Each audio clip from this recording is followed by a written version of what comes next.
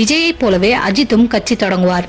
விஜய் அரசியல் கட்சி தொடங்கி அதை மாநில கட்சியாக பதிவு செய்ய விண்ணப்பித்திருக்கிறார். அதற்கான பணிகள் தற்போது நடைபெற்று வருகிறது. தனது கட்சி மூலமாக பல்வேறு நலத்திட்ட விஷயங்களையும் விஜய் செய்து வருகிறார். 10 மற்றும் 12ஆம் வகுப்பில் அதிக மார்க் எடுத்தவர்களை பாராட்டும் நிகழ்ச்சியும் விரைவில் நடத்திருக்கிறார் விஜய். இந்நிலையில் சினிமாவில் விஜய்க்கு போட்டியாளராக கருதப்படும் அஜித்தும் விரைவில் அரசியல் கட்சி தொடங்குவார் என பிரபலம் ஒருவர் பேசியிருக்கிறார். விக்கிரவாண்டி தேர்தலில் திமுக கூட்டணி மிகப்பெரிய வெற்றியை பெறும். எதிர்த்து நிற்கும் கட்சிகள் அனைத்தும் டெபாசிட் தொகையை இழப்பார்கள் என்று ஈரோட்டில் தமிழ்நாட்டு காங்கிரசின் மூத்த தலைவர் EVKS இளங்கோவன் கருத்து தெரிவித்துள்ளார். மேலும் நடிகர் அஜித் சீக்கிரம் கட்சி ஆரம்பிப்பார் என்று சொல்லியும் அதிரடி காட்டியுள்ளார். அவர் பேசும்போது சென்னையில் நடைபெற்ற காங்கிரஸ் கூட்டத்தில் தலைவர் செல்வ பெருந்தகை பேசிய சில கருத்துக்கள் சர்ச்சைக்கு உள்ளானது. தற்பொழுது கருத்து முரண்கள் அனைத்தும் சரி செய்யப்பட்டு விட்டது. கட்சியினரிடையே எந்த கருத்து மாறுபாடுகளும் இல்லை.